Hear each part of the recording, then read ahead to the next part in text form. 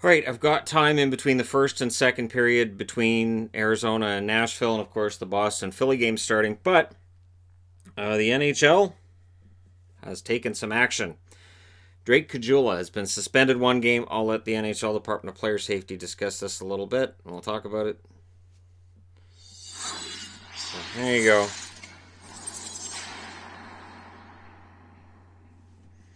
Saturday afternoon in Edmonton, Blackhawks forward Drake Caggiula delivered a high, forceful hit on Oilers forward Tyler Ennis that picked the head, making it the main point of contact That's on the a hit trick. where such head contact was avoidable.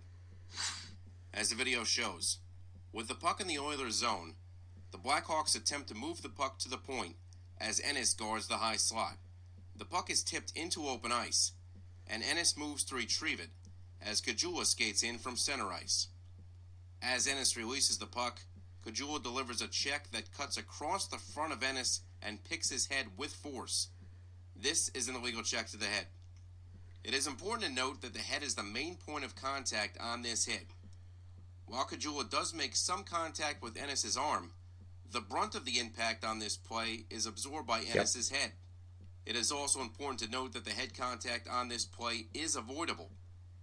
While we acknowledge that Ennis' body moves slightly while making a play on the puck, he does not materially change the position of his head or body in a way that substantially contributes to the head being the main point of contact. If Caggiula wants to deliver this check, he must take an angle of approach that hits through Ennis' core, rather than cutting across the front of his body and making the head the main point of contact. To summarize, this is an illegal check to the head. Caggiula has been neither fined nor suspended previously in his 222-game NHL career. The Department of Player Safety has suspended Drake Caggiula for one Stanley Cup qualifier game. So, point of contact is the head. He didn't try to avoid the hit at all. Now, the Ryan Reeves hit the other night that people were upset about, I think it was more of it was when the hit took place and where and all of that. And while Schmaltz isn't playing today for Arizona, and that's a huge loss, Arizona's playing pretty well despite it so far through one period. I guess that the idea was at that speed, nothing you can do. Now, there was no hearing announced for that I saw today, so that just kind of comes out of nowhere. Word on the whole Tkachuk thing is the Winnipeg Jets are trying to get something to happen there where something happens to Tkachuk for what happened with Scheifele last night. But it doesn't sound like there's going to be any kind of hearing, and it doesn't sound like the league is going to take any action against Matthew Tkachuk.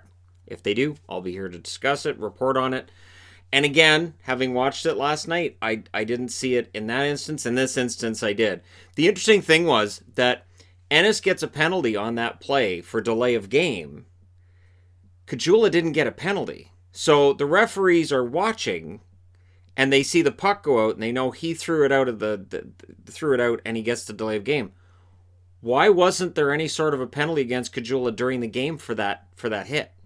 And this is where I have the issue is, so here's a guy getting suspended for something the referees in the game didn't even deem was worth a 2-minute penalty. So there you go. Let me know your thoughts regarding this suspension in the comment section below as always. Don't forget to hit like and subscribe. If you're browsing your way through, you just happened upon this video, and yep, when I'm watching the games during the summer, I'm wearing t-shirts mostly. I wear the jerseys for the review videos because it's summer. So, there's that. Anyways, thank you guys so much for all your support, and I will talk to you again soon.